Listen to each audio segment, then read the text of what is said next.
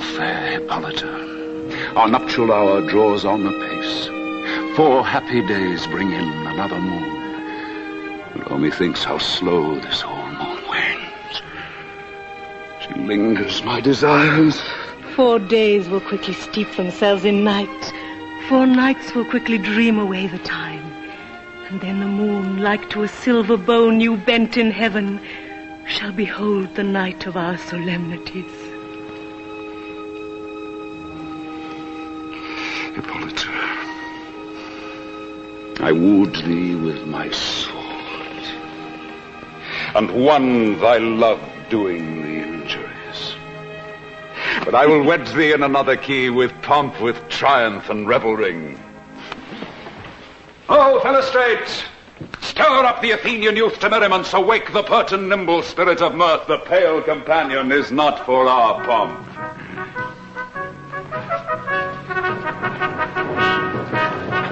Happy be Theseus, our renowned Duke. Thanks, Gorgias. What's the news with him?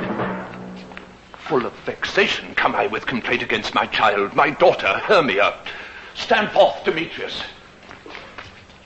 My noble lord, this man hath my consent to marry her. Stand forth, Lysander. And, my gracious Duke, this man hath witched the bosom of my child. Thou, Lysander, thou hast given her rhymes and interchanged love tokens with my child. Thou hast by moonlight at her window sung with feigning voice verses of feigning love, and stolen the impression of her fantasy with bracelets of thy hair, rings, gauds, conceits, knacks, trifles, nosegays, sweetmeats, messengers of strong prevailment in unhardened youth. With cunning hast thou filched my daughter's heart, turned her obedience, which is due to me, to stubborn harshness. And my gracious Duke, be it so, she will not hear before your grace consent to marry with Demetrius. I beg the ancient privilege of Athens, as she is mine, I may dispose of her, which shall be either to this gentleman or to her death, according to our law. What say you, Hermia? Be advised, Hermia, to you your father should be as a god. Demetrius is a worthy gentleman. So is Lysander. In himself he is, but in this kind, wanting your father's voice, the other must behold the worthier. I would my father look, but with my eyes. Rather your eyes must with his judgment look. But I beseech your grace that I may know the worst that may befall me in this case, if I refuse to wed Demetrius. Either to die the death, or to abjure forever the society of men. Therefore, fair Hermia, question your desires. Know of your youth, examine well your blood, whether, if you yield not to your father's choice, you can endure the livery of a nun. To live a barren sister all your life, chanting faint hymns to the cold, fruitless moon. So will I grow, so live, so die, my lord, ere I will yield my virgin patent up unto his lordship, whose unwished yoke my soul consents not to give sovereignty. Take time to pause. And by the next new moon, the sealing day betwixt my love and me, for everlasting bond of fellowship, upon that day, either prepare to die for disobedience to your father's will, or else to wed Demetrius as he would, or on Diana's altar to protest for aye austerity and single life. Oh, relent, sweet Hermia, and Lysander, yield thy crazy title to my certain right. You have her father's love, Demetrius. Let me have Hermia's. Do you marry him? Scornful Lysander, true he hath my love, and what is mine, my love shall render him, and she is mine, and all my right of her I do estate unto Demetrius. My lord, I am as well derived as he, as well possessed. My love is more than his. My fortunes every way is fairly ranked. And, which is more than all these boasts can be, I am beloved of beauty as Hermia. Why should not I then prosecute my right? Demetrius, I'll avouch it to his head, made love to Nida's daughter, Helena, and won her soul. And she, sweet lady, dotes, devoutly dotes in idolatry upon this spotted and inconstant man. I must confess that I have heard so much, and with Demetrius thought to have spoke thereof. But being overfull of self-affairs, my mind did lose it. Come, Hippolyta, Demetrius and Aegeus, go along. I must employ you in some business against our nuptial, and confer with you. With duty and desire we follow you. For you, fair Hermia, look, you arm yourself to fit your fancies to your father's will, or else the law of Athens yields you up to death or to a vow of single life.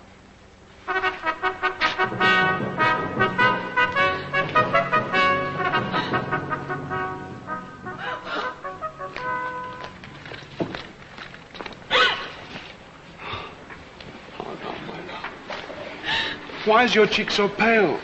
How chanced the roses there do fade so fast? Belike for want of rain, which I could well beteem them from the tempest of my eyes.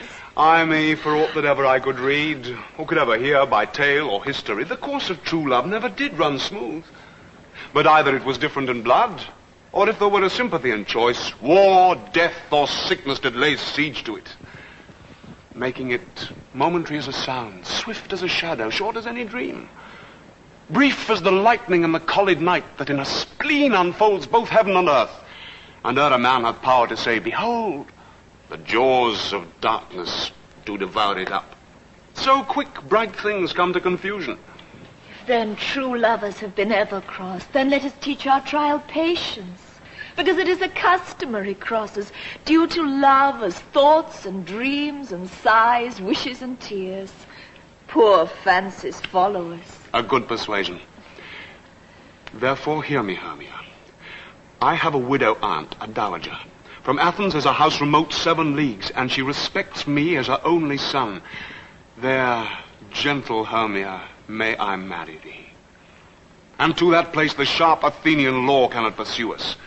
If thou lovest me, then steal forth thy father's house tomorrow night, and in a wood a league without the town, where I did meet thee once with Helena, to do observance to a morn of May.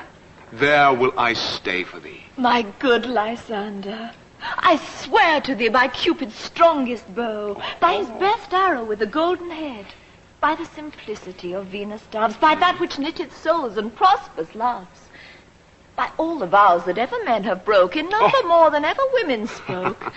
In that same place thou hast appointed me, tomorrow truly will I meet with thee. Keep promise, love. Look, here comes Helena. Godspeed, fair Helena. Whither away? Call you me fair? That fair again unsay. Demetrius loves your fair. Oh, happy fair. Your eyes are lodestars, and your tongue's sweet air more tunable than lark to shepherd's ear, when wheat is green, when hawthorn buds appear. Oh, teach me how you look, and with what art to sway the motion of Demetrius' heart. I frown upon him, yet he loves me still. Oh, that your frowns could teach my smile such skill. His folly, Helena, is no fault of mine. None but your beauty. Would that fault were mine. Take comfort. He no more shall see my face. Lysander and myself will fly this place. Helen, to you our minds we will unfold. Tomorrow night, when Phoebe doth behold her silver visage in the watery glass, decking with liquid pearl the bladed grass. Through Athens' gates have we devised to steal, and in the wood where often you and I upon faint primrose beds were wont to lie, emptying our bosoms of their counsel sweet. There, my Lysander and myself shall meet, and thence from Athens turn away our eyes to seek new friends and stranger companies. Farewell, sweet playfellow. Pray thou for us, and good luck grant thee thy Demetrius. Keep word, Lysander. We must starve our sight from lovers' food till morrow, deep midnight. I will, my Hermia. Helena, adieu. As you on him, Demetrius dote on you. How happy some or other some can be. In Athens I'm thought as fair as she. But what of that? Demetrius thinks not so. He will not know what all but he do know. And as he is doting on Hermia's eyes, so I admiring of his qualities. Love looks not with the eyes, but with the mind, and therefore is winged Cupid painted blind. I will now tell him of fair Hermia's flight. Then to the wood will he tomorrow night pursue her, and for this intelligence, if I have thanks, it is a dear expense. Herein mean I to enrich my pain, to have his sight thither and back again.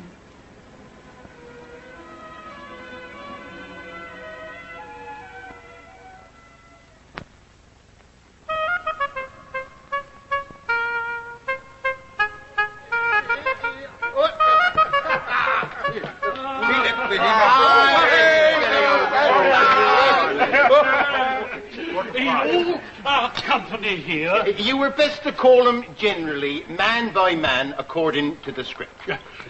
Here is the scroll of every man's name which is thought fit through all Athens to play an interlude before the Duke and the Duchess on his wedding day at night.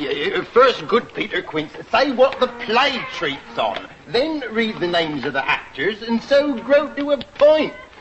Mary, our play is the most lamentable comedy and most cruel death of Pyramus and Thisbe. A very good piece of work, I assure you, Anna Mary.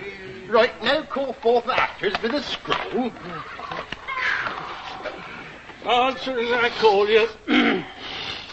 Nick Bottom the Weaver. Ready? Name what part I am for and proceed. You, Nick Bottom, are set down for Pyramus. What is Pyramus, a lover or a tyrant? A lover that kills himself most gallant for love. That'll ask some tears in the true performing of it, huh? If I do it, let the audience look to their eyes. I will move stores. Yet my chief humour is for a tyrant. I can play Hercules rarely. Or part a Terracatin to make all split. The raging rocks and the shivering shocks shall break the locks of prison gates. And if a car shall shine from far and make or more of the foolish fates. That was lofty, eh? Right, now name the rest of the players. As a tyrant's vein, a lover's more condoling. Francis Flute the bellows bender. Here, Peter Quince. Flute, you must take Thisbe on you. What is Thisbe? It's the lady that Pyramus must love. Nay, pray, let me not play a woman. I have a beard coming. That's all one you shall play it in a mask. And you must speak as smooth as you will. And I may hide my face. Let me play Thisbe too. I'll stick in a monstrous little voice. Thisbe!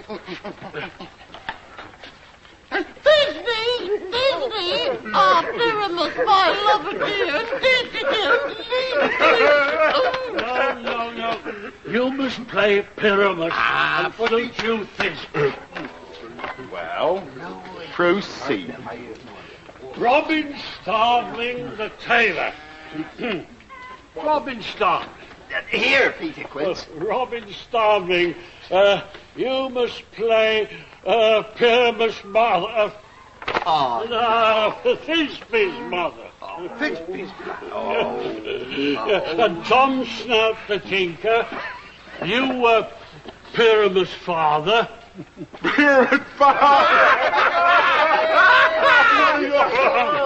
Myself, Thisbe's father. Oh, Snug the joiner. You the lion's part. And I hope here's a play fitted. Have you the lion's part written? I pray you, if it be, give it me, for I am slow of study. You may do it extempore, for it is nothing but roaring. Let me play the lion too. I'll roar. I'll roar to any man's heart put to ear.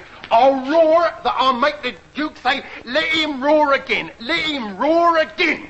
And you should do it too terribly. You would fright the ladies that they would scream. And that's enough to hang us all. Oh, it ain't at all every mother's tongue. But I will aggravate my voice, so that I will roar you as soft as any sucking dove. I'll roar you and to any nightingale. Woof. Woof. You can play no part but Pyramus. But Pyramus is a sweet-faced man. Oh, a most lovely, gentleman-like man. Therefore you must needs play Pyramus. Oh, bully bottom. I will understand. Here you part. And I am to entreat you, request you, desire you to con them by tomorrow night. And meet me in the palace wood, a mile without the town, by moonlight. There will we rehearse. If we meet in the city, we shall be dogged with company and our devices known. In the meantime, I will draw a bill of properties, such as our play wants. Oh, I pray you, fail me not. We will meet, and there we may rehearse most obscenely and courageously. Take pains, be perfect. Adieu. At the Duke's Oak, we meet. Enough. Hold. Or cut. Bowstrings.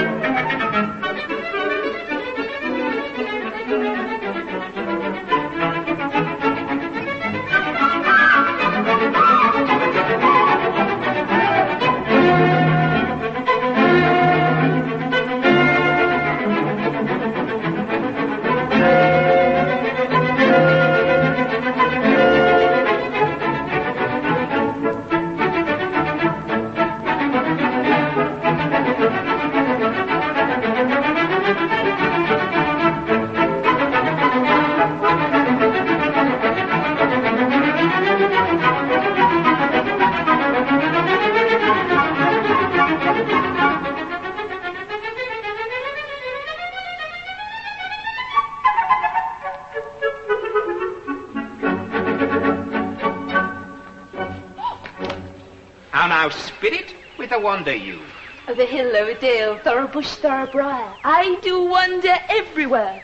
Swifter than the moon is sphere, and I serve the fairy queen to dew her orbs upon the green. I must go seek some dewdrops here and hang a pearl in every cowslip's ear. Farewell, thou love of spirits, I'll be gone. Our queen and all her elves come here anon.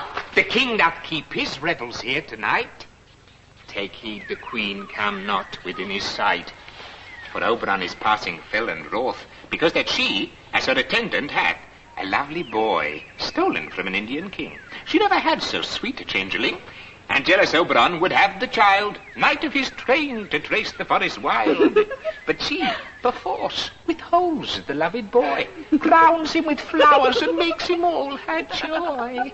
And now, they never meet, in grove or green, by fountain clear or spangled starlight sheen, but they do swear. And all their elves, for fear, creep into acorn cups and hide them there. Either I mistake your shape and making quite, or else you are that shrewd and knavy sprite called Robin Goodfellow. Are not you he? Now speaks to right. I am that merry wanderer of the night.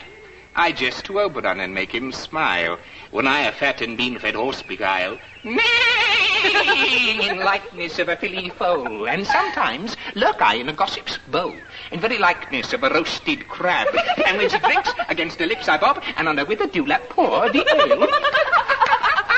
the wisest aunt, telling the saddest tale, sometime for 3-foot stool mistaketh me. Then slip I from her bum, down topple she, and Taylor cries, and in a whole choir laugh and neeze and swear. And many an hour's never wasted them.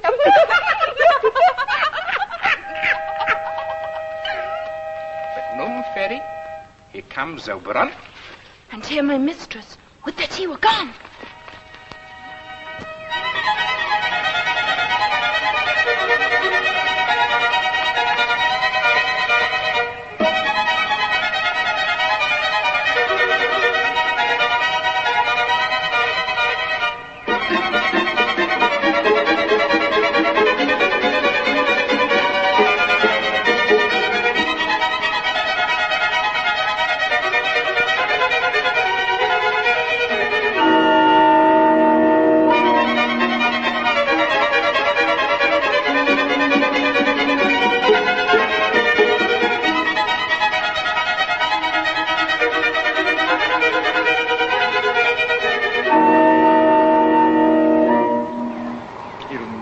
By moonlight, proud Titania. Oh, jealous Oberon. Fairy, skip hence. I have forsworn his bed and company. Tarry, rash wanton! Am not I thy lord? Then I must be thy lady.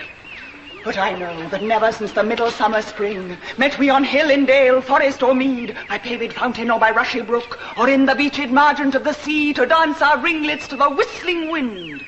But with thy brawls thou hast disturbed our sport. Therefore the winds, piping to us in vain, as in revenge, have sucked up from the sea contagious fogs, which falling in the land hath every pelting river made so proud that they have overborne their continents. The ox hath therefore stretched his yoke in vain, the ploughman lost his sweat, and the green corn hath rotted ere his youth attained a beard. The fold stands empty in the drowned field, and crows are fatted with the Murrian flock. The 9 men's morris is filled up with mud, and the quaint mazes in the wanton green, for lack of tread, are indistinguishable. The seasons alter. Hoary-headed frosts fall in the fresh lap of the crimson rose, and on old Higham's thin and icy crown, an odorous chaplet of sweet summer buds is as in mockery set. The spring, the summer, the childing autumn, angry winter change their wonted liveries, and the mazed world by their increase now knows not which is which. And this same progeny of evils comes from our debate, from our dissension. We are their parents and original. Do you amend it then? It lies in you. Why should Titania cross her Oberon? I do but beg a little changeling boy to be my henchman. Set your heart at rest. The fairy land buys not the child of me. His mother was a votress of my order, and in the spiced Indian air by night full often hath she gossiped by my side, and sat with me on Neptune's yellow sands, marking the embarked traders on the flood, when we have laughed to see the sails conceive and grow big-bellied with the wanton wind, which she with pretty and with swimming gait following. The womb then rich with my young squire would imitate and sail upon the land to fetch me trifles and return again, as from a voyage rich with merchandise. But she, being mortal, of this boy did die, and for her sake do I rear up her boy, and for her sake I will not part with him. How long within this wood intend you stay? Perchance till after Theseus' wedding day. If you will patiently dance in our round and see our moonlight revels, go with us. If not, shun me, and I will spare your horns. Give me that boy and I will go with thee. Not for thy fairy kingdom. Fairies, away! We shall chide downright if I longer stay.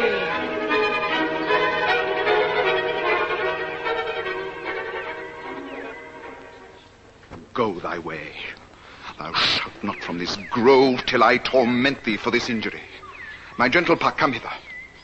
Thou rememberest since once I sat upon a promontory and heard a mermaid on a dolphin's back uttering such dulcet and harmonious breath that the rude sea grew civil at her song, and certain stars shot madly from their spheres to hear the sea maid's music. I remember. That very time I saw, but thou couldst not. Flying between the cold moon and the earth, Cupid all armed. A certain aim he took and loosed his love shaft smartly from his bow, as it should pierce 100,000 hearts. Then marked I where the bolt of Cupid fell. It fell upon a little western flower, before milk white, now purple with love's wound. And maidens call it love in idleness. Fetch me that flower, the herb I showed thee once. The juice of it, on sleeping eyelids laid, will make or man or woman madly dote upon the next live creature that it sees. Fetch me that herb, and be thou here again, ere the Leviathan can swim a league. I'll put a girdle round about the earth in 40 minutes. Having once this juice, I'll watch Titania when she's asleep and drop the liquor of it in her eyes. The next thing then she waking looks upon, be it on lion, bear, or wolf, or bull, on meddling monkey, or on busy ape, she shall pursue it with a soul of love. And ere I take this charm from off her sight, as I can take it with another herb, I'll make her render up her page to me. But who comes here?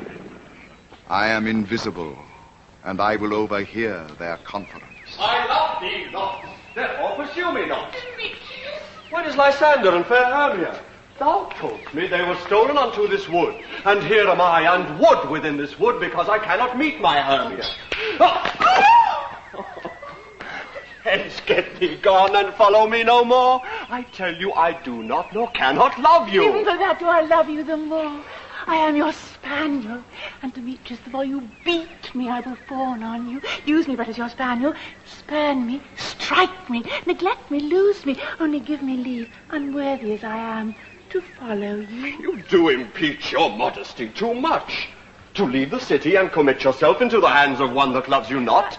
To trust the opportunity of night with the rich worth of your virginity. It is not night when I do see your face. Let me go.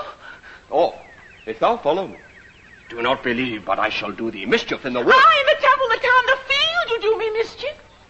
Pride, Demetrius, your wrongs do set a scandal on my sex. I'll run from thee and hide me in the brakes and leave thee to the mercy of wild beasts. The wildest hath not such a heart as you.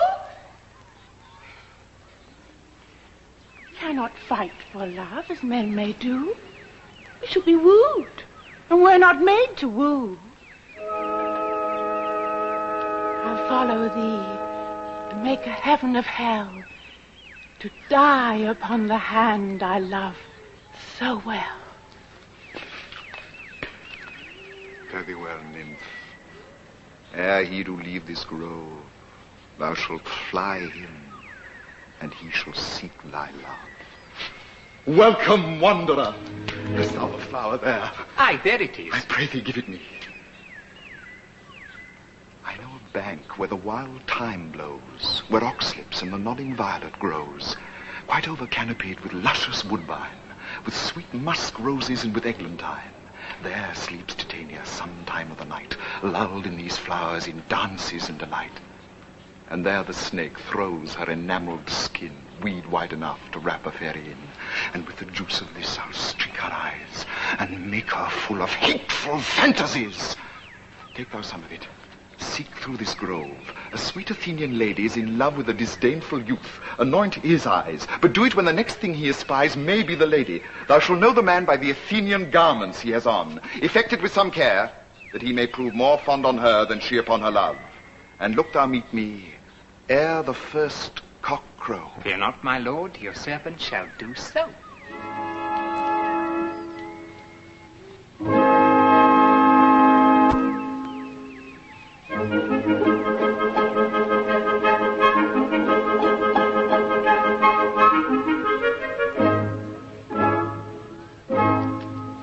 Come now, a roundel and a fairy song. Then, for the third part of a minute, hence.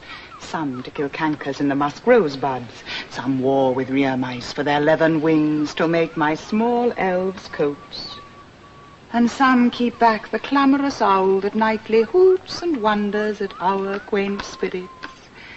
Sing me now to sleep, then to your offices, and let me rest.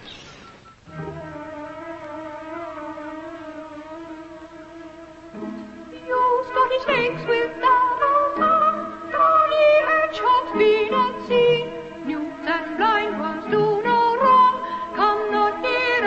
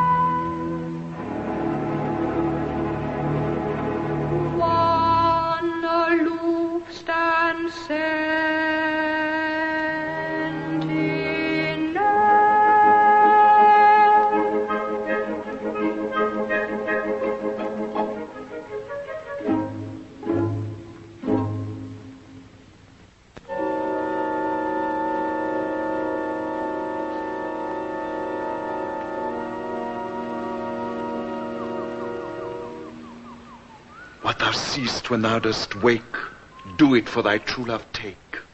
Love and languish for his sake, be it ounce or cat or bear, pard or boar with bristled hair. In thy eye that shall appear when thou wakest, it is thy dear. Wake when some vile thing is near.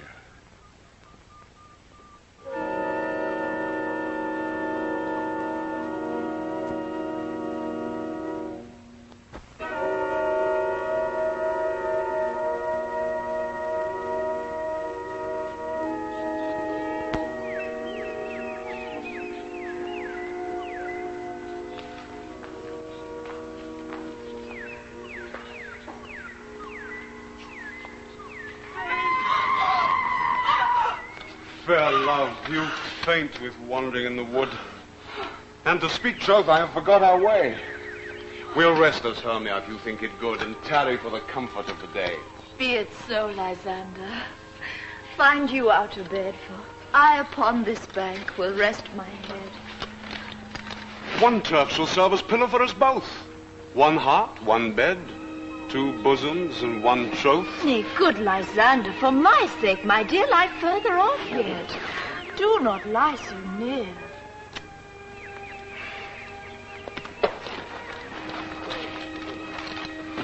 So far be distant, and good night, sweet friend. Thy love ne'er alter till thy sweet life end. Amen. Amen to that fair prayer, say I, and then end life when I end loyalty.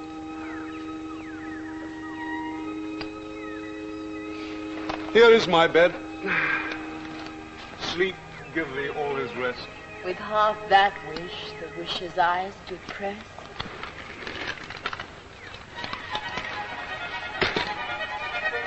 Through the forest have I gone, but Athenian found I none, on whose eyes I might approve this flower's force in stirring love. Night and silence, who is here? Weeds of Athens he doth wear. This is he, my master said, despised the Athenian maid. And here the maiden, sleeping sound, on the dank and dirty ground. Pretty soul, she does not lie near this lack love, this kill courtesy. Churl, upon thy eyes I throw all the power this charm doth owe. So, awake when I am gone, for I must now to Oberon.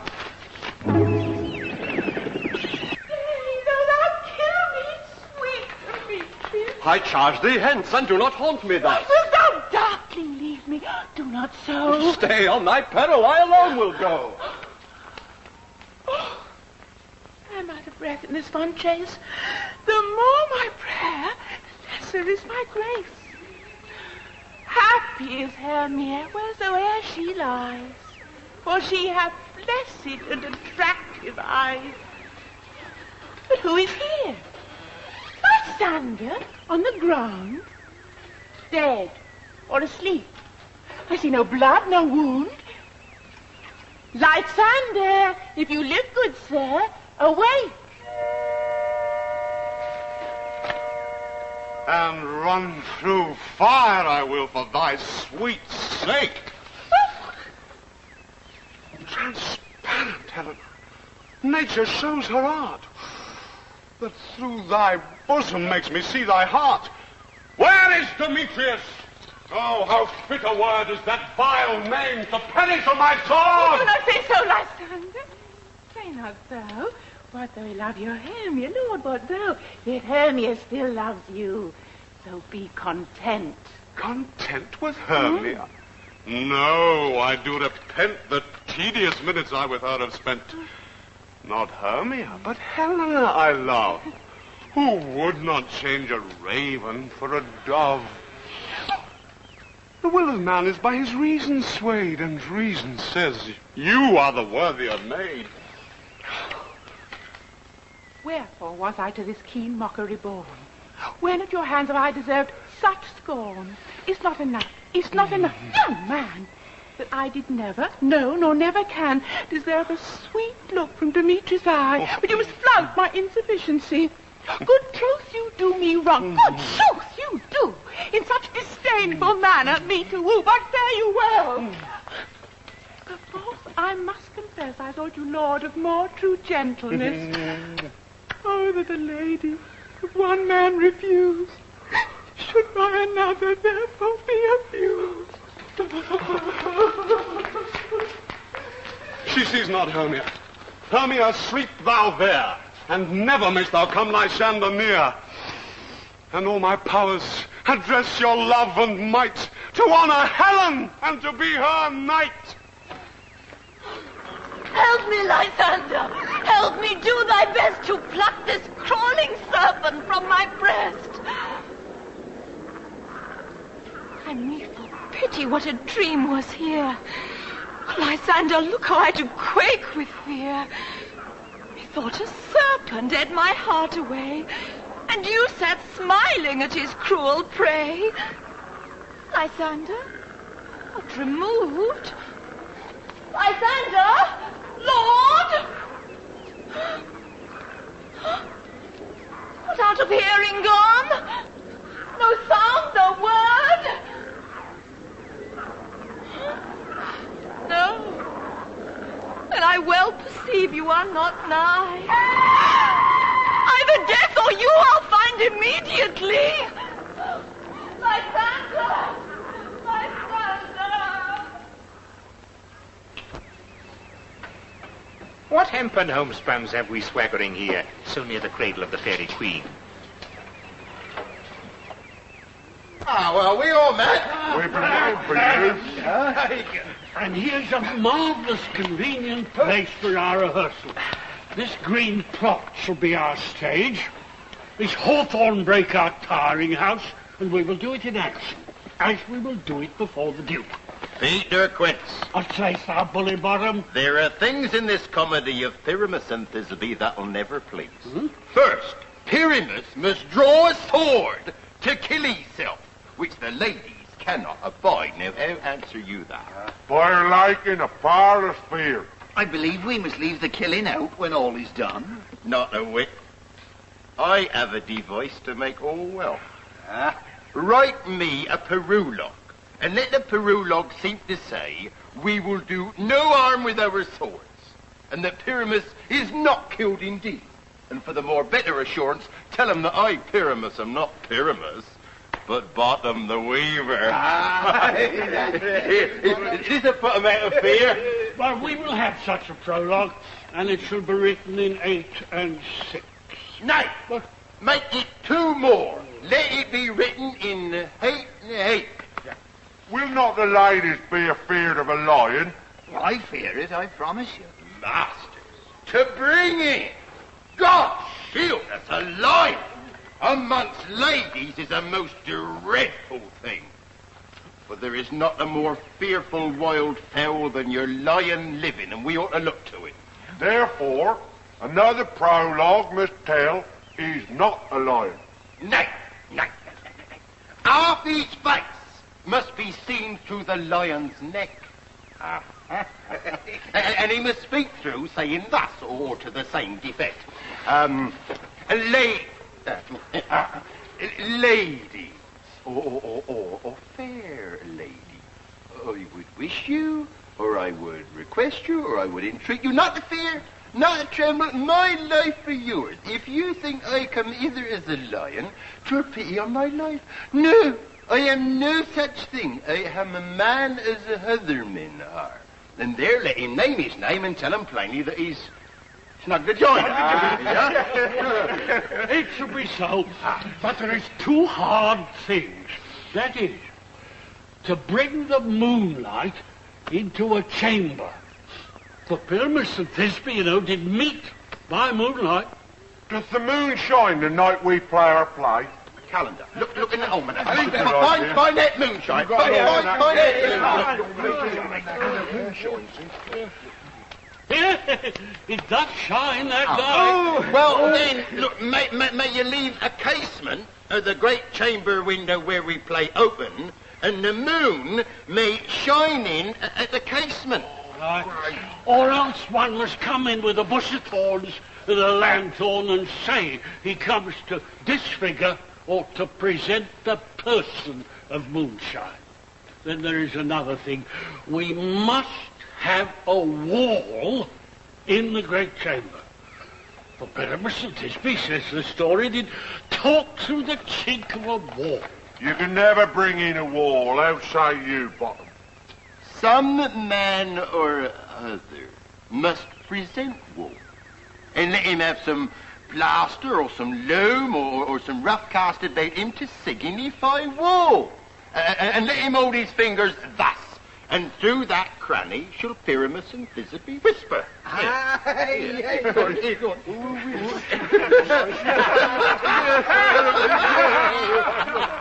Well, if that may be, then all is well. Come, stand up. Every mother's son, and rehearse your parts.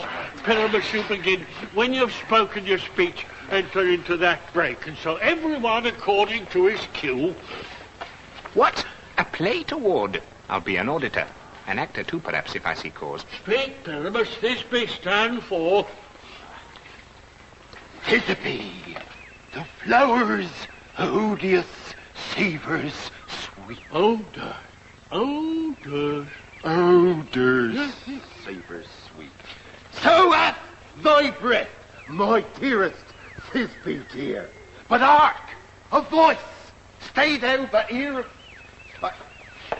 a while, and by I will to thee appear. A stranger Pyramus than e'er played here. Must I speak now? Aye, marry, must you. For you must understand, he goes but to see a noise that he heard and is to come again. Most radiant Pyramus, most lily-white of hue, of colour like the red rose on triumphant briar, most frisky juvenile, and eke most lovely Jew, as truest horse that yet would never tire.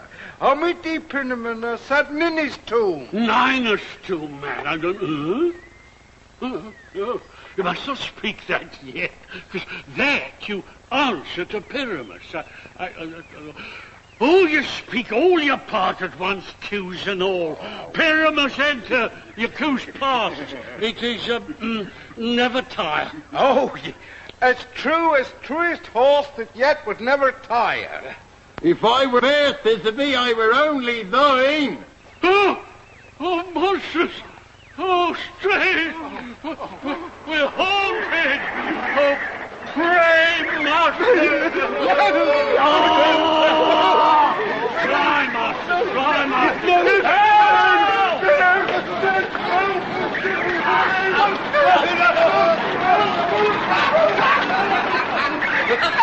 I'll follow you. I'll lead you about around. Through bog, through bush, through brake, through briar. Sometime a horse I'll be, sometime a hound. A hog, a headless bear, sometime a fire. And neigh and bark and grunt and roar and burn. Like horse, hound, hog, bear, fire at every turn.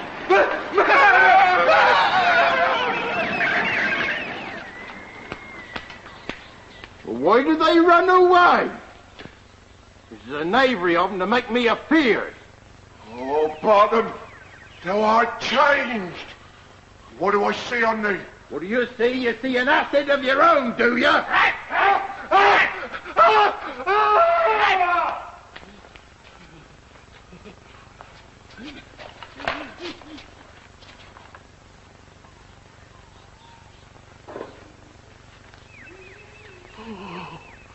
Oh, bless thee, mother, bless thee. Thou art translated.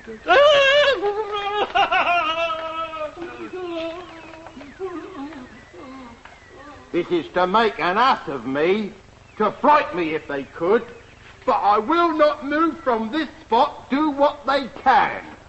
I'll walk up and down, and I'll think to show 'em I'm not afeard.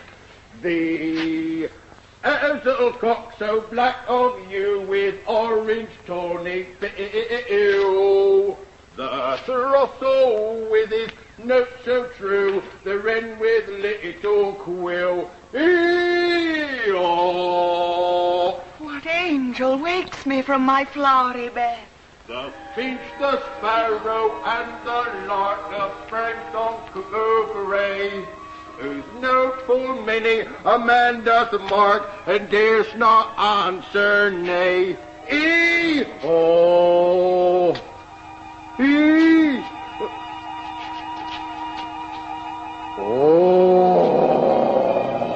I pray thee, gentle mortal, sing again. Mine ear is much enamoured of thy note, so is mine eye enthralled to thy shape, and thy fair virtue's force perforce doth move me on the first view to say, to swear, I love thee. Oh, methinks, mistress, you should have little reason for that.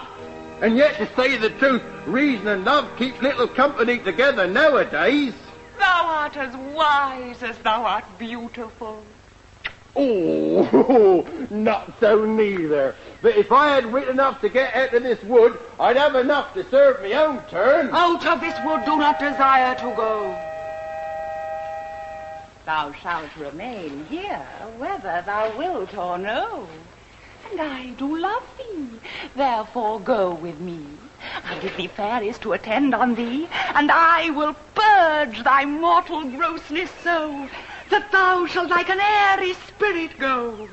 Peas blossom, cobweb, moth, mustard seed. Be kind and courteous to this gentleman. Hop in his eyes and gambol in his walks. Feed him with apricots and dewberries, with purple grapes, green figs, and mulberries. The honey bags steal from the humble bees, and for night tapers crop their waxen pies, and light them in the fiery glowworm's eyes, to have my love to bed and to arise. The wings from painted butterflies, to fan the moonbeams from his sleeping eyes. Nod to him, elves, and do him courtesy. I cry your worship's mercy heartily. I request your worship's name. Cobweb, sir. Oh, I shall desire you of more acquaintance, good Mistress Cobweb. Your name, honest gentleman. Peas blossom. And your name, I beseech you, sir. Mustard seed. Oh, good Master Mustard Seed, I know your patience well. That same giant-like ox beef has devoured many a gentleman of your house. I promise you, your kindred has made my eyes water ere now. I should desire you of more acquaintance, good Master Mustard Seed. Come, wait upon him. Lead him to my bower. Tie up my love's tongue. Bring him silently.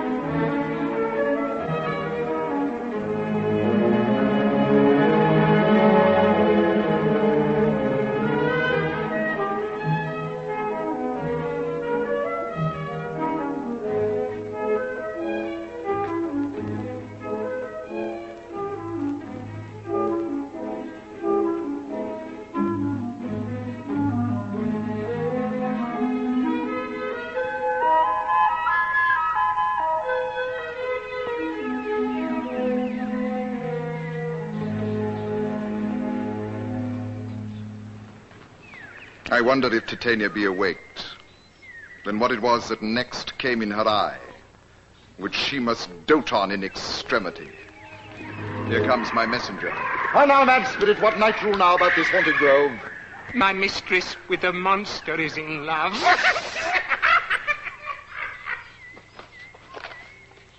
Near to her close and consecrated bower, while she was in her dull and sleeping hour, a crew of patches, rude mechanicals, were met together to rehearse a play, intended for great Theseus' nuptial day. The shallowest thick skin of that barren sort, whom Pyramus presented in their sport, forsook his scene and entered in a break. What I did him at this advantage take. An ass's knoll I fixed on his head. Anon, his Thisbe must be answered, and forth my mimic comes. When they him spy, as wild geese that the creeping fowler eye, or russet-pated chaps many in sort, rising and cawing at the gun's report, sever themselves and madly sweep the sky. So, at his sight, away its fellows fly.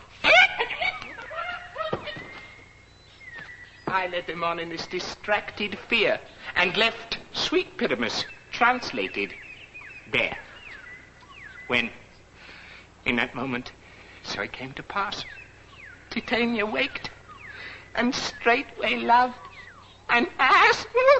Falls out better than I could devise. But hast thou yet latched the Athenian's eyes with a love juice, as I did bid thee do? I took him sleeping, that is finished too, and the Athenian woman by his side. Stand close. This is the same Athenian. This is the woman, but not this the man. Oh, why rebuke you him that loves you so? Lay breath so bitter on your bitter foe. Now I've a chide, but I should use thee worse, for thou, I fear, hast given me cause to curse.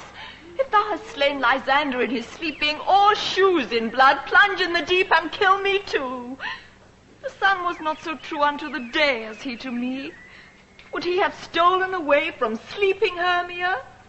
It cannot be but thou hast murdered him. So should a murderer look, so dead, so grim. So should the murdered look, and so should I, pierced through the heart with your stern cruelty. What's this to my Lysander? Where is he? Ah, good Demetrius, wilt thou give him me? I'd rather give his carcass to my hounds. Out dog, out cur! Thou drivest me past the bounds of maiden's patience. But hast thou slain him then? Henceforth be never numbered among men. And hast thou killed him sleeping? A brave touch. Could not a worm, an adder, do so much? You spend your passion on a misprized mood. I am not guilty of Lysander's blood, nor is he dead for aught that I can tell. Pray thee, tell me then that he is well. And if I could, what should I get therefore? A privilege, never to see me more. And from thy hated presence part I so. See me no more, whether he be dead or no. There is no following her in this fierce vein. Here, therefore, for a while, will I remain. What hast thou done? Thou hast mistaken quite and laid the love juice on some true love's sight. About the wood go swifter than the wind, and Helena of Athens look thou find. All fancy sick she is and pale of cheer, by some illusion see thou bring her here. I'll charm his eye against she do appear. I go. Look how I go. Swifter than arrow from the Tartar's bow. Flower of this purple dye, hit with Cupid's archery, sink in apple of his eye. When his love he doth espy, let her shine as gloriously as the Venus of the sky. Shh, shh. When thou wakest, if she be by, beg of her for remedy. Captain of our fairy band, Helena is here at hand, and the youth mistook by me pleading for a lover's fee. Shall we their fond pageant see, Lord, what fools these mortals be? Stand aside. The noise they make will cause Demetrius to awake.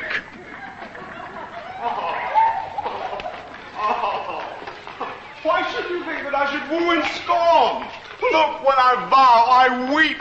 and thou so born in their nativity all truth appears. You do advance your cunning more and more. These vows are Hermia's. Will you give her all? I had no judgment when to her I swore. No, none in my mind. Now you give her all. Demetrius loves her, and he loves not you. Oh, Helen, goddess, nymph, perfect, divine. To what my love shall I compare thine eyne? Crystal is muddy. Oh, how ripe in show thy lips those kissing cherries tempting grow. That pure congealed white, high Taurus snow, fanned with the eastern wind, turns to a crow when thou hold'st up thy hand. Oh, let me kiss this princess of pure white, this seal of bliss. Oh, spite! Oh, hell! I see you all are bent to set against me for your merriment. And do not hate me as I know you do, but you must join in souls to mock me too. You are unkind, Demetrius. Be not so, for you love Hermia. This you know I know. And here, with all goodwill, with all my heart, in Hermia's love, I yield you up my part. And yours of Helena to me bequeath, whom I do love, and will do to my death. Never did mockers waste more idle breath. Lysander, keep thy Hermia. I will none. If e'er I loved her, all that love is gone. My heart to her but as guest-wise sojourned, and now to Helen is it home returned, there to remain. Helen, it is not so. Look where thy love comes. Yonder is thy dear. Thou art not by mine eye, Lysander, found. Mine ear, I thank it, brought me to thy sound. But why unkindly didst thou leave me so? Why should he stay, whom love doth press to go? What love could press Lysander from my side? Lysander's love that would not let him bide. You speak not as you think, it cannot be. No! She is one of this conspiracy. Injurious Hermia, most ungrateful maid. Have you conspired? Have you with these contrived to bait me with this foul derision? Is all the counsel that we two have shared, the sisters' vows, the hours that we have spent when we have chid the hasty-footed time for parting, is all forgot? All school days' vows, all childhood innocence? We, Hermia, like two artificial gods, have with our needles created both one flower, both on one sampler, sitting on one cushion, both warbling of one song, both in one key, as if our hands, our sides, voices, and minds had been incorporate. So we grew together, like to a double cherry, seeming parted, but at a union in partition, two lovely berries molded on one stem. And would you rend our ancient love asunder to join with men in scorning your poor friend? It is not friendly. It is not maidenly. Helen, I am amazed at your words. I scorn you not. It seems that you scorn me. Did you not send Lysander as in scorn to follow me and praise my face and eyes and make your other love Demetrius, who even but now did spur me with his foot, to call me goddess, nymph, divine and rare? I understand not what you mean by this. I do, Persephone. Counterfeit sad looks. Make mouths upon me when I turn my back. Wink at each other. Cook the good jest out, but fare you well. It is partly my own fault, which death or absence soon shall remedy. Stay gentle, Helena. Hear my excuse. My love, my life, my soul, fair Helena. Oh, excellent! Sweet, do not scorn her so. If she cannot entreat, I can compel. Thou canst compel no more than she entreat. Thy threats have no more strength than her weak prayers. Helen, I love thee, by my life I do. I say I love thee more than he can do.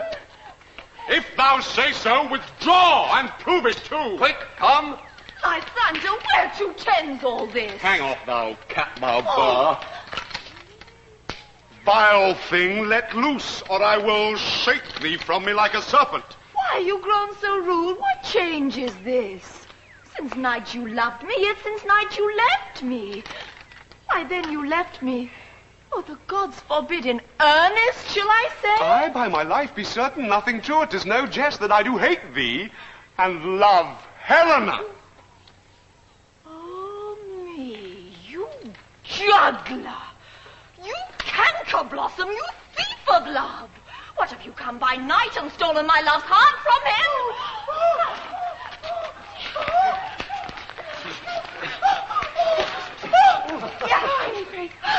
No modesty, no maiden shame, no touch of bashfulness. Oh! What? Would you tear impatient answers from my gentle tongue?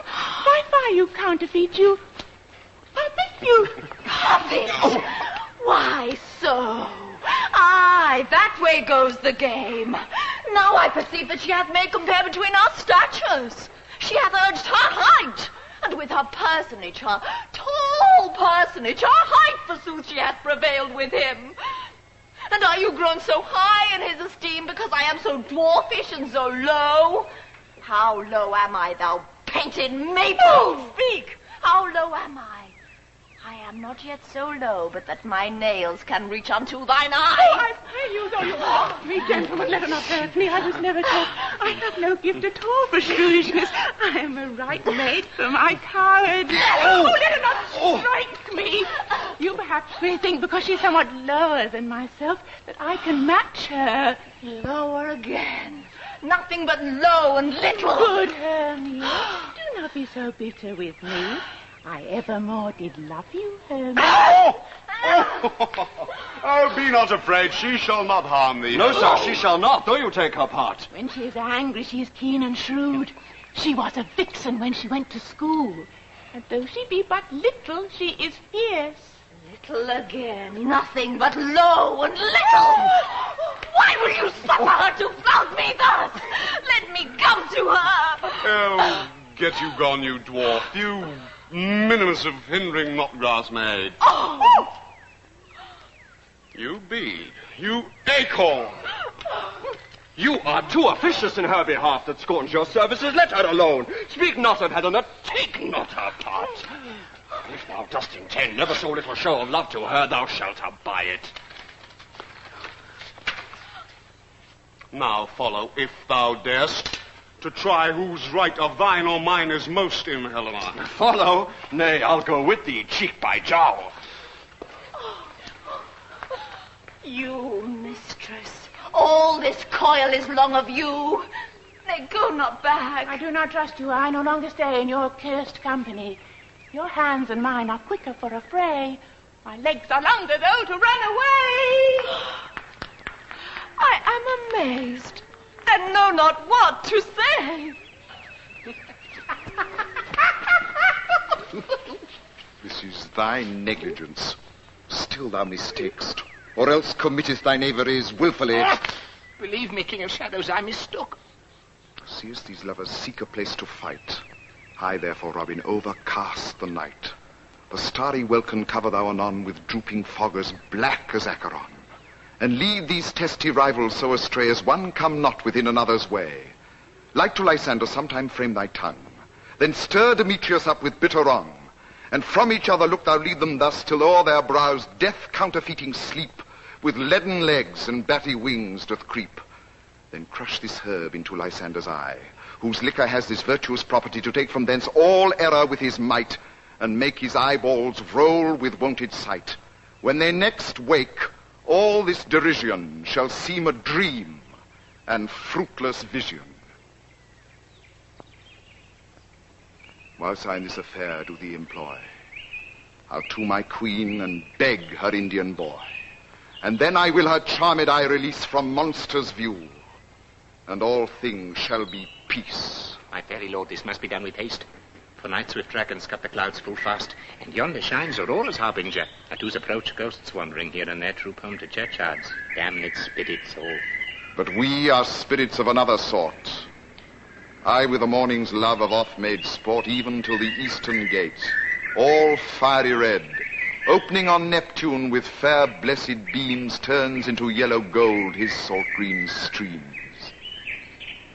But notwithstanding haste, make no delay. We may effect this business yet, ere day.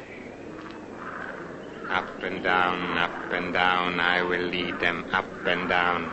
I am feared in field and town. Goblin, lead them up and down. Here comes one.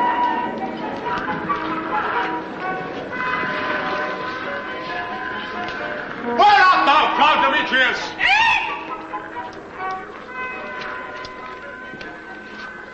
gone now? Here, villain, drawn and ready, where art thou? I will be with thee straight. Follow me then, plain up thou.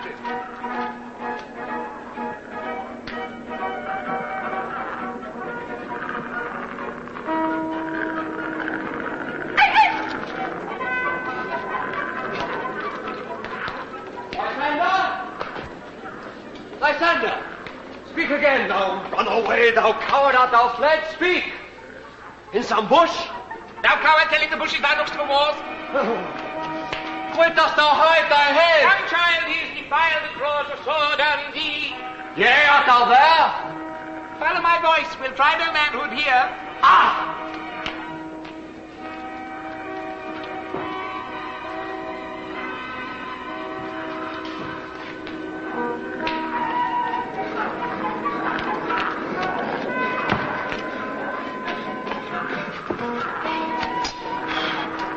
He goes before and still he dares me on.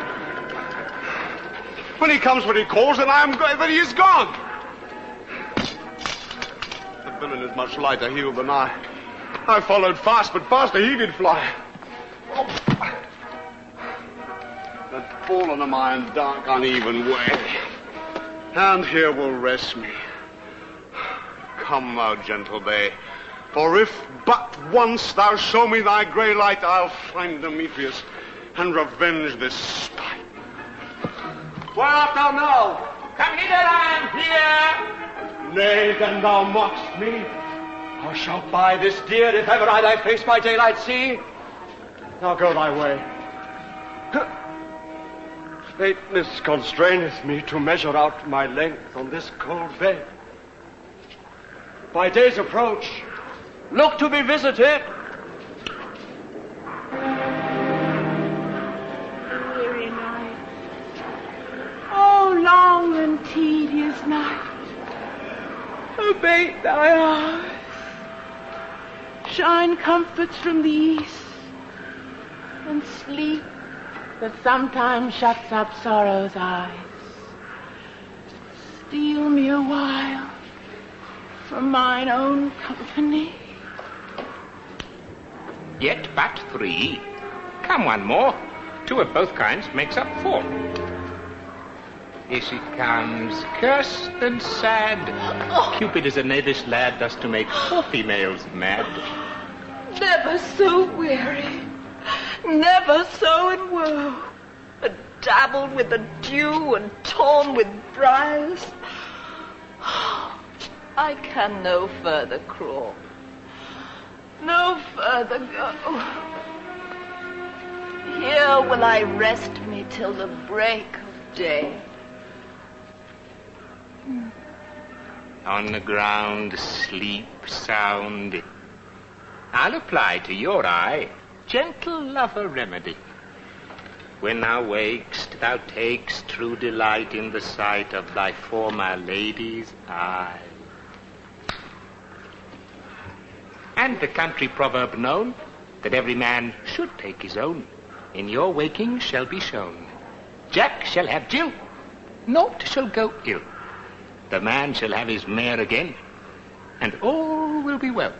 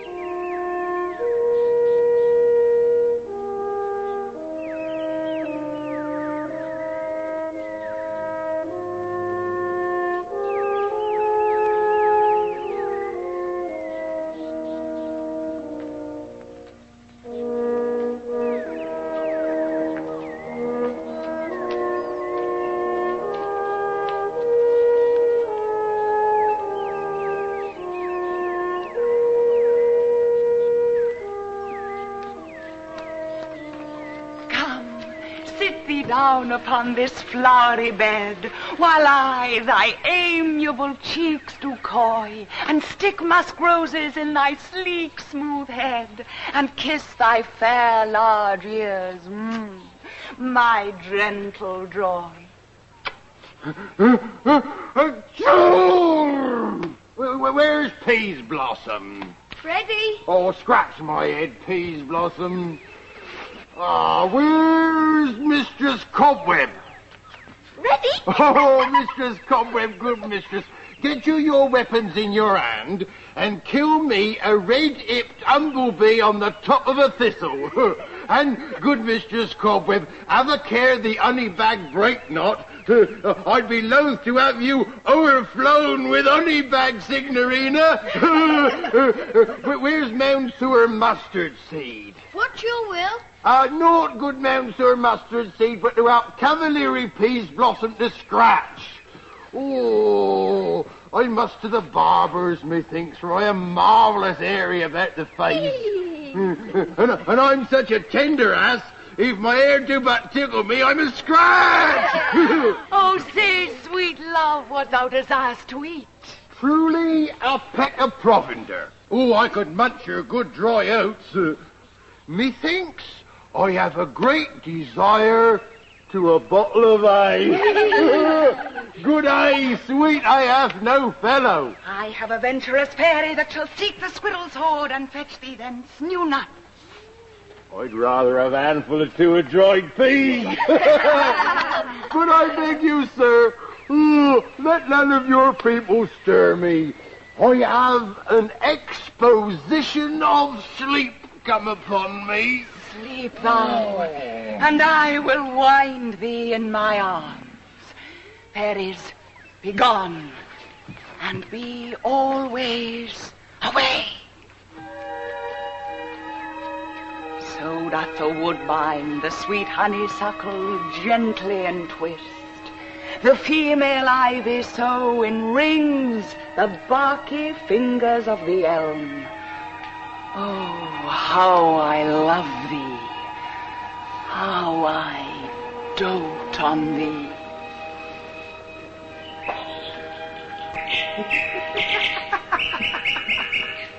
Welcome, good Robin. Seest thou this sweet sight?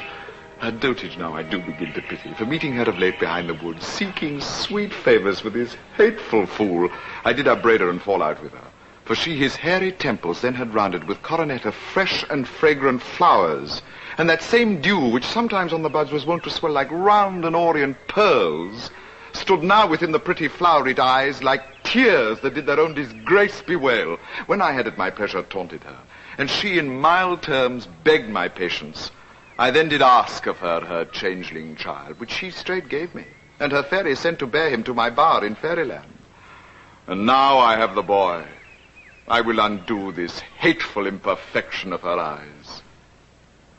And, gentle Puck, take this transformed scalp from off the head of this Athenian swain, that he, waking when the other do, may all to Athens back again repair, and think no more of this night's accidents, but as the fierce vexation of a dream. But first, I will release the fairy queen.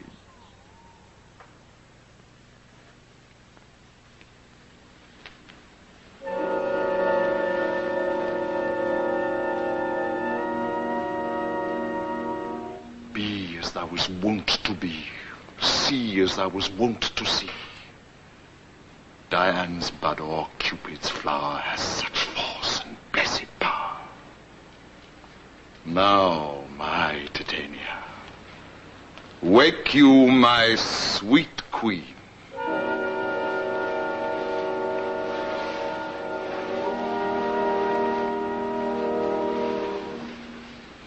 My Oberon, what visions have I seen?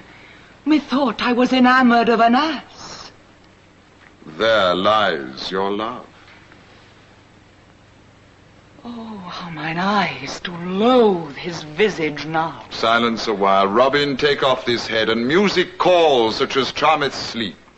Now when thou wakest, with thine own fool's eyes peep.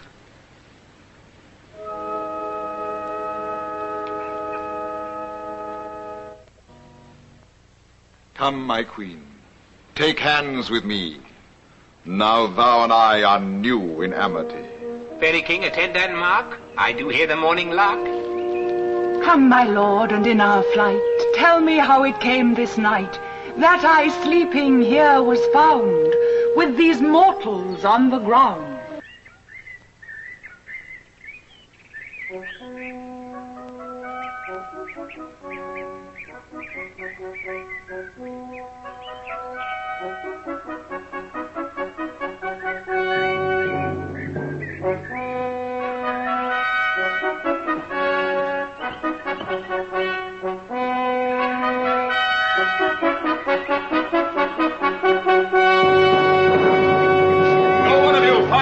Forester, my love shall hear the music of my hounds. Uncouple in the western valley, let them go. Dispatch, I say, and find the forester.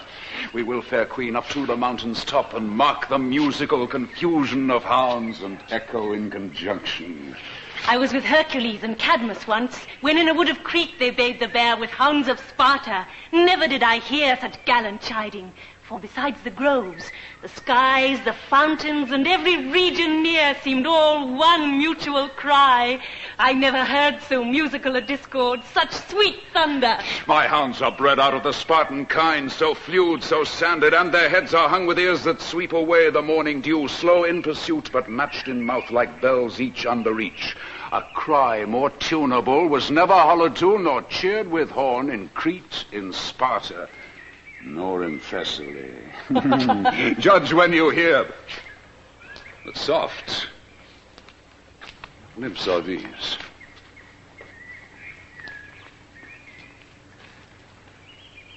My lord, this is my daughter here asleep. And this Lysander, this Demetrius, is this Helena. Is not this the day that Hermia should give answer of her choice? It is, my lord. Go bid the huntsmen wake them with their horns.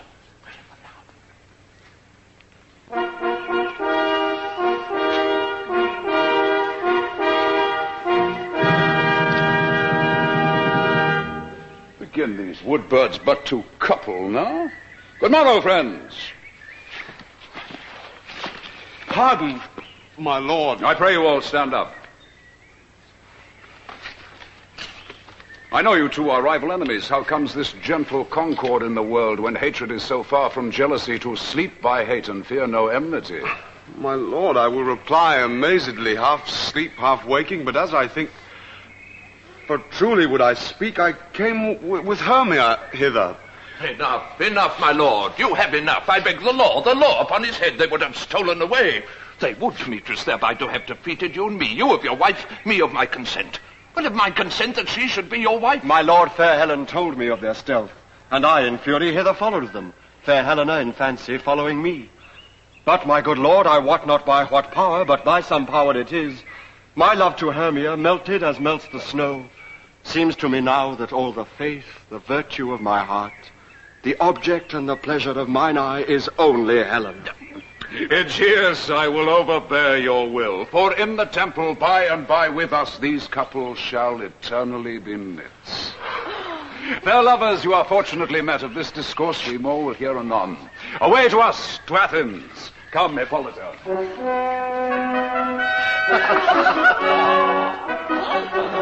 Methinks I see these things with parted eye when everything seems double. So methinks that I have found Demetrius like a jewel. My own and not my own. Oh, it seems to me that yet we sleep, we dream. Do not you think the Duke was here? Yea, and my father. And Hippolyta. And he did bid us follow to the temple. Why, then we are awake. Come, let's follow him, and by the way, let us recount our dream.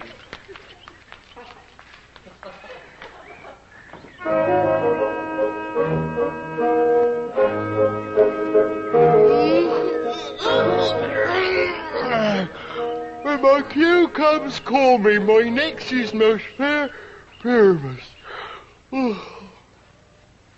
Hey-ho! Peter Quince! Let the fellows better! Snap the tinker! Starveling! God's me life. Stolen ensign, let me asleep.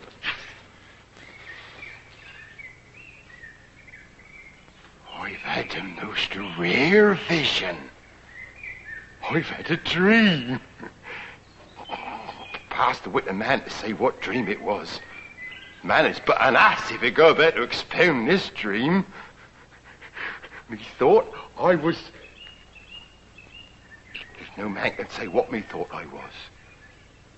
Methought I was. Methought I had. But man is but a patched fool if he'll offer to say what methought I had. Fool. The eye of man hath not heard, the ear of man hath not seen, man's hand is not able to taste, his tongue to conceive, nor his heart to report what my dream was. I'll get Peter Quince to write a ballad of this dream. It shall be called Bottom's Dream, because it hath no bottom. And I shall sing it at the latter end of the play before the Duke. Peradventure, to make it the more gracious, I shall sing it at her death.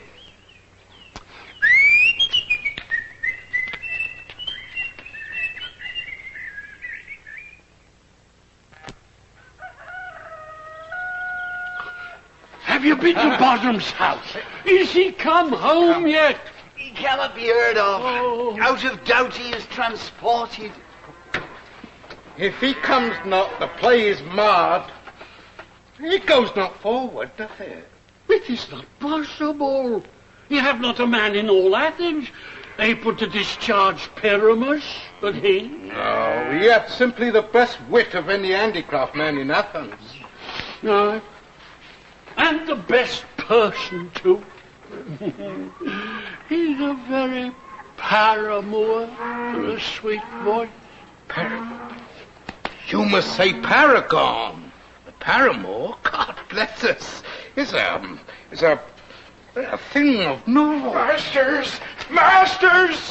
The Duke is coming from the temple, and there is 3 or 4 lords and ladies married more. If our play had gone forward, we had all been made men. Oh, sweet bully Bottom. Thus hath he lost 6pence a day during his life. Could not have escaped 6pence a day. And the Duke could not give him 6pence a day for playing Pyramus. I'll be hanged. He would have deserved it. 6pence a day in Pyramus for nothing. Where are these lads? Bully! Bully Bottom!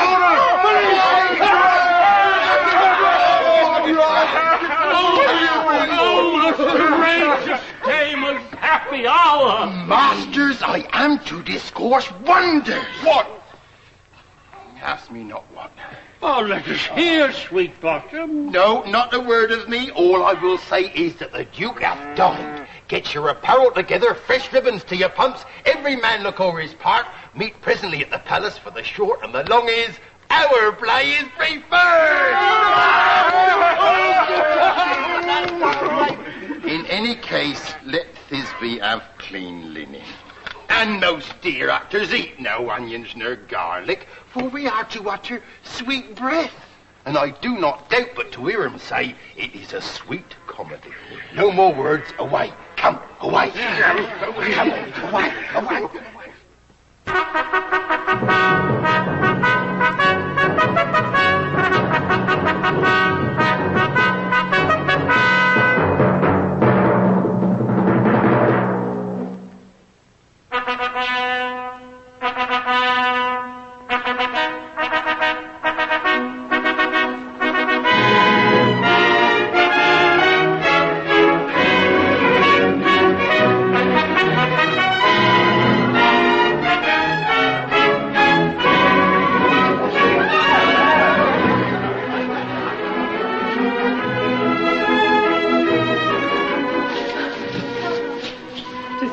My Theseus, that these lovers speak of. More strange than true. Lovers and madmen have such seething brains, such shaping fantasies, that apprehend more than cool reason ever comprehends. The lunatic, the lover, and the poet are of imagination all compact.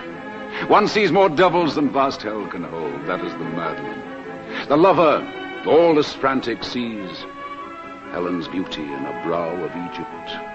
The poet's eye, in a fine frenzy rolling, doth glance from heaven to heaven, and as imagination bodies forth the forms of things unknown, the poet's pen turns them to shapes, and gives to airy nothing a local habitation and a name.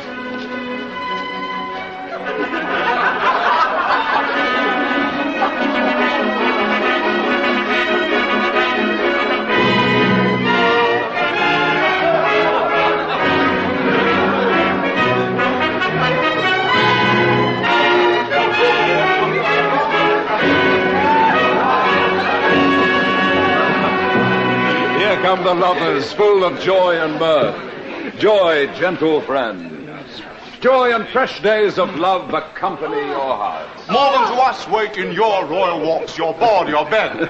Come now, what revels, what masque shall we have? How shall we beguile the lazy time, if not with some delight? There is a brief harmonious waltz, all right. Make choice of which your highness will see first.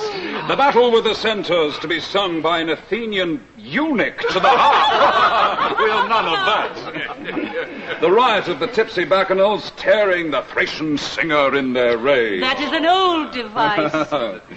A tedious, brief scene of young Pyramus and his love Thisbe. Very tragical mirth. Very tragical, tedious, and brief. That is hot ice and wondrous strange snow. How shall I find the concord of this discord? A play there is, my lord, some 10 words long. But by 10 words, my lord, it is too long, which makes it tedious. And tragical, my noble lord, it is. For Pyramus therein doth kill himself. Which, when I saw rehearsed, I must confess, made mine eyes water. But more merry tears, the passion of loud laughter. And who are they that do play it? Hard-handed men that work in Athens here, which never laboured in their minds till now, and now have breathed their untoiled memories with this same play against your nuptials. And we will hear it. And oh no, my noble lord, it is not for you. I have heard it over, and it is nothing in the world, unless you can find sport in their intents. Extremely stretched and conned with cruel pain to do you service. And we will hear the play, for never anything can be amiss when simpleness and duty render it. Go bring them in. Take your places, ladies. He says they can do nothing in this kind. Ah, the kind are we to give them thanks for nothing. So please your grace, the prologue is addressed. Let them approach.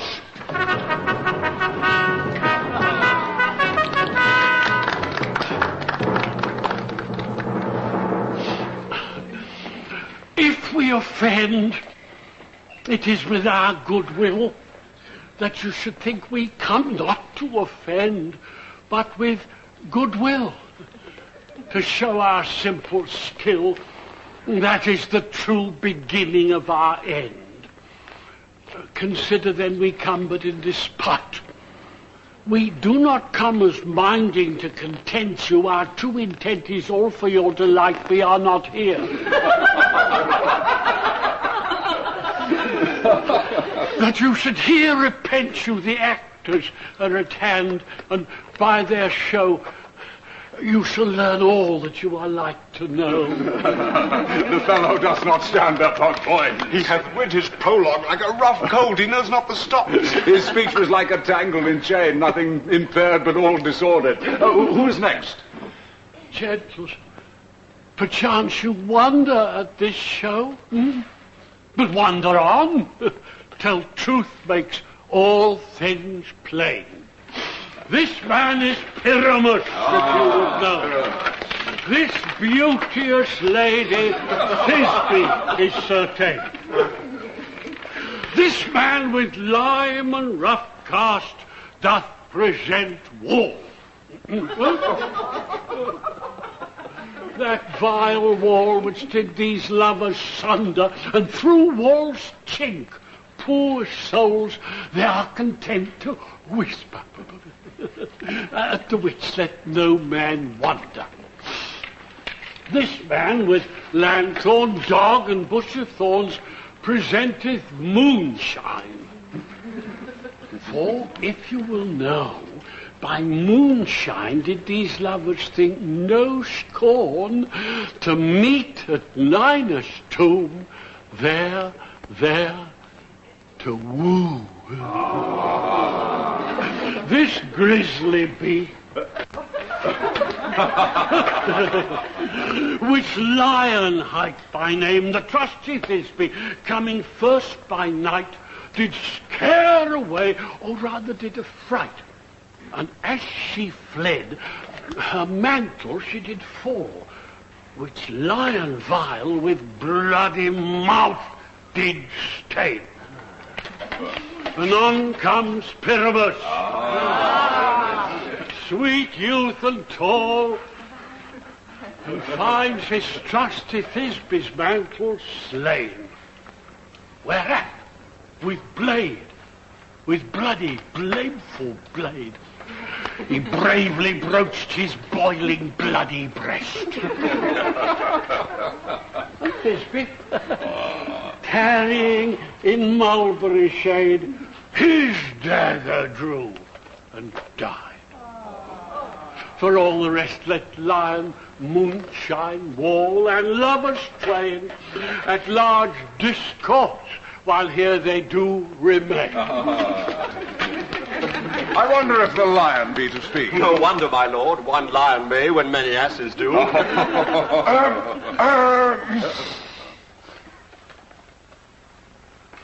In this same interlude, it doth befall that I, one Snout by name, present a wall. And such a wall? And such a wall as I would have you think that had in it a crannied hole or chink. Through which the lovers, Pyramus and Thisbe, did often whisper very secretly. This loam, this rough cast, and this stone does show I am that same wall, the truth is so. And this the cranny is, right? And sinister. And sinister, through which the fearful lovers are to whisper. Would you desire Lyman Hare to speak better? It is the wittiest partition that ever I heard discourse, my lord. Our Pyramus draws near the wall. Silence.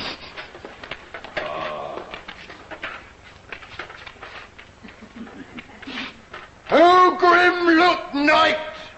Oh, night! With you so black. Oh, night! Whichever art where day is not. I know it. Whichever art. Alack, alack, alack! I fear my Thisbe's promise is forgot. And thou, O wall, O sweet, O lovely wall, that stands between her father's ground and mine. O wall, thou wall, O sweet, O lovely wall, show me thy chink to blink through with mine eyes. Thanks, courteous wall. Jove shield thee well for this. But what see I? No Thisbe do I see. O wicked wall, through whom I see no bliss. Cursed be thy stones, for thus deceiving me. The wall, methinks, being sensible, should curse again. Oh, no, sir, he should not. Deceiving me is Thisbe's cue. She is to enter now, and I am to spire through the chink in the wall. You will see, sir, it'll fall pat as I told you. Yonder she comes.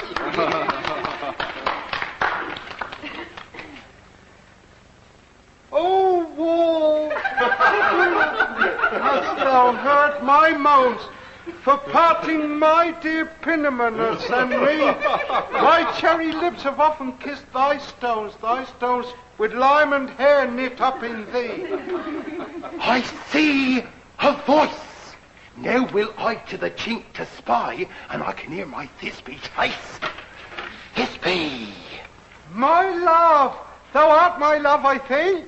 Think what thou wilt. I am thy lover's grace, and like Lymander am I trusty still. And I like Helen till the fates me kill. Oh, kiss me through the hole of this vile wall. I kiss the wall's hole, and not your lips at all. Wilt thou at Ninny's tomb meet me straightway? Tide life, tide death, I come without delay.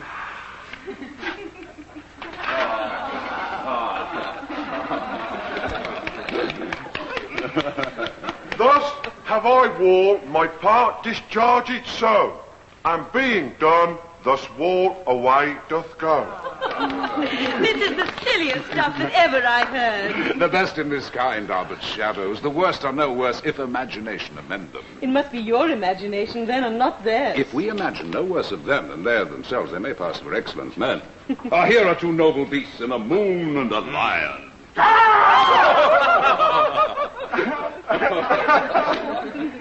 You ladies, you whose gentle hearts doth bear each little monstrous mouse that creeps on floor, may now perchance both quake and tremble here when lion rap in fiercest rage doth roar.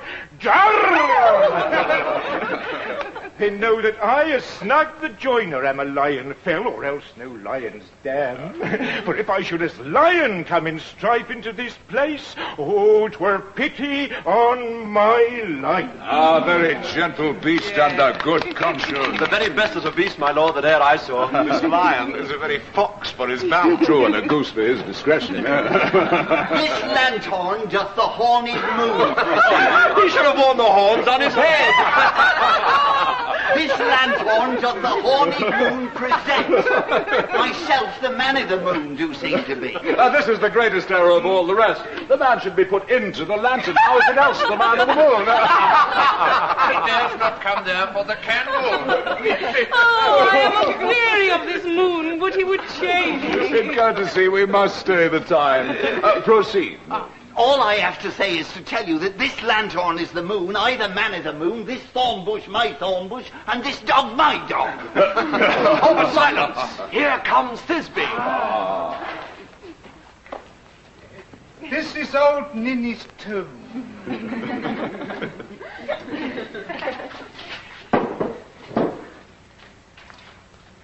Oh, where is my love? Oh, where is my love? Oh, where is my love?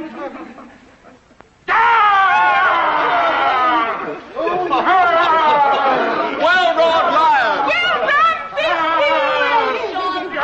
A well-moused lion! And then came... And so the lion vanished. Sweet moon, I thank thee for thy sunny beam.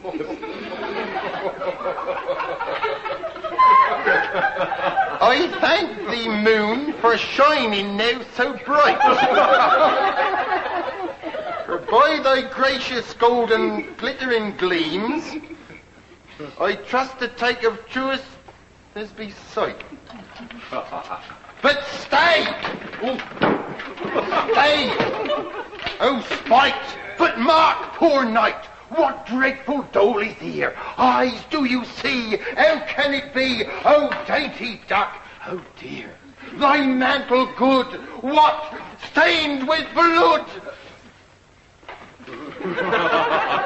Approach, ye furies hell. Come, fates, come, cut, straight, and thrum. Quail, crush, conclude, and quell. No! This passion on the death of a dear friend would go near to make a man look sad. You shrew my heart, but I pity the man. Come. Come, tears, confound. Out, sword, unwound the pap of Pyramus. Aye, that left pap, where art doth up. Thus die I, thus. Thus.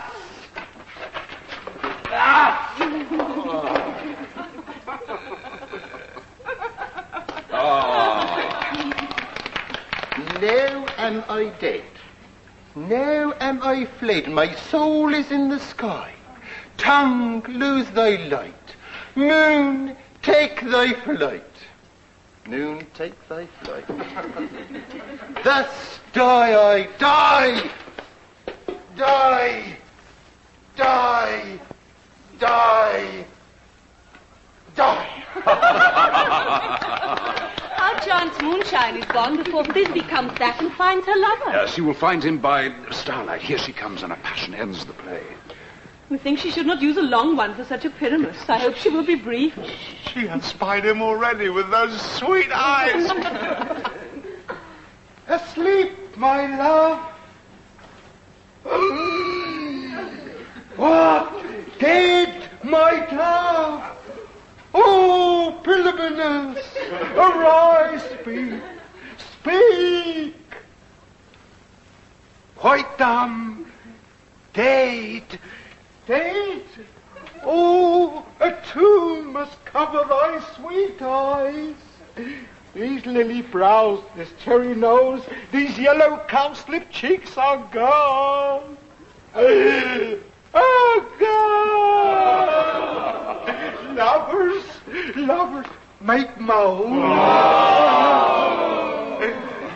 His eyes were green as leaves.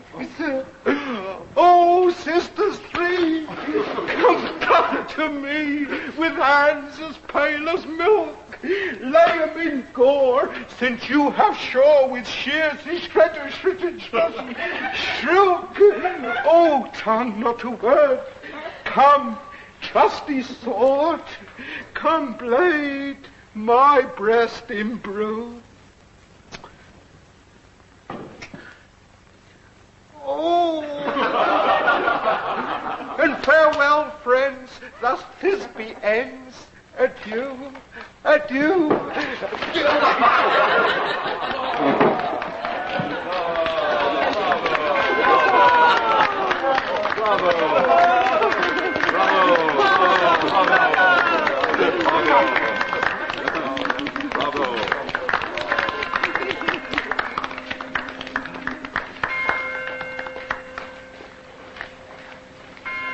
The iron tongue of midnight doth strike 12. 'Tis almost fairy time. Sweet friends, to bed. I fear we shall outsleep the coming morn as much as we this night have overwatched. A fortnight hold we this solemnity, in nightly revels and new jollity.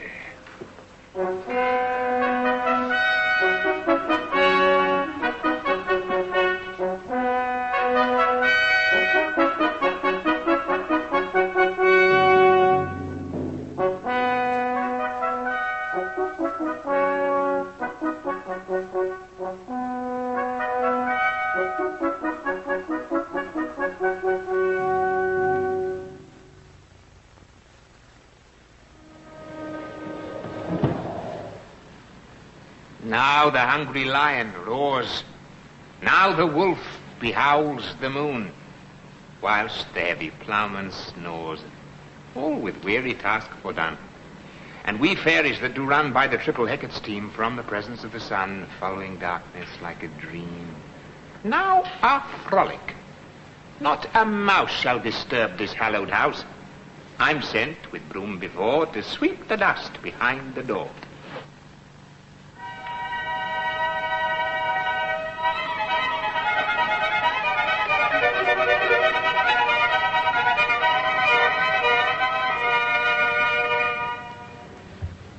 This house give glimmering light.